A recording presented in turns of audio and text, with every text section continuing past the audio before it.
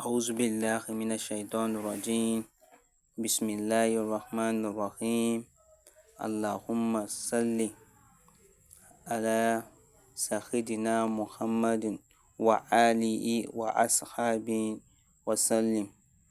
Assalamu alaikum wa rahmatullahi ta'ala wa barakatu. Jama'anmu masu sauraronmu, muna maku barkanku da shigowa wannan gida na Al-Labib Zero TV. Ya Allah, dukkanin wani alkhairin da ke cikin wannan gida, ya Allah ka sada mu da shi. Ya Allah, dukkanin wani alkhairin da ke cikin wannan watan Ramadan, ya Allah ka sada mu da shi.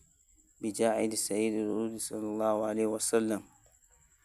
Jama'anmu, mun zo maku da sikiri farin jini mai ƙarfin gaske.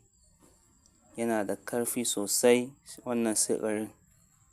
Yanda ake yin wannan sihirin shine ana neman ƙwan kaza wanda bai ƙanƙashe ba, ana neman guda ɗaya.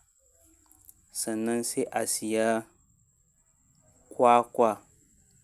Za a siya kwakwa ƙwaya ɗaya wanda ba a riga an fasa ba.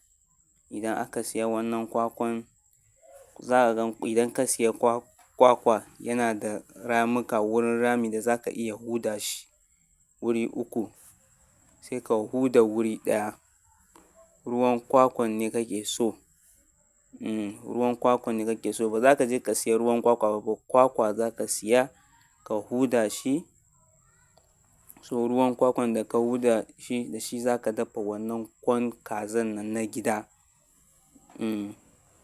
Ƙwan kaza na gida, ba agric ba fa.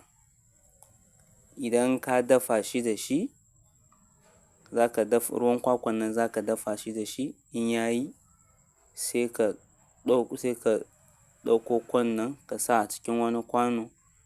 In ka sa kwano, in ya yi sanyi, sai ka yi addu'a sosai a wannan ƙwan. Ka yi addu'a dukkanin bukatunka da kake so, yanayin da kake son jama'a su dinga ma kyauta, yanayin da kake son jama'a su dinga ɗaukaka ka. To haka za ka yi niyya ga wannan sihirin. Sai ka ɓare ƙwan nan ka ci. Amma idan ana ci ba a yin magana da kowa. Sai ka ɓare ƙwan nan ka ci. To ɓawon ƙwan nan ba za ka zubar da shi ba.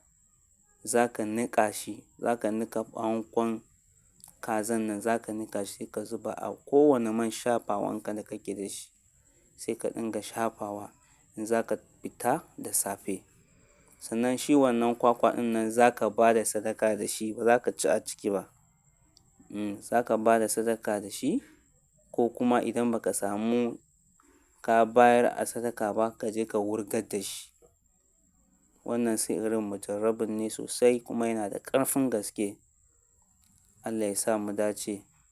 A nan muka kawo muku ƙarshen wannan sihirin namu a yau.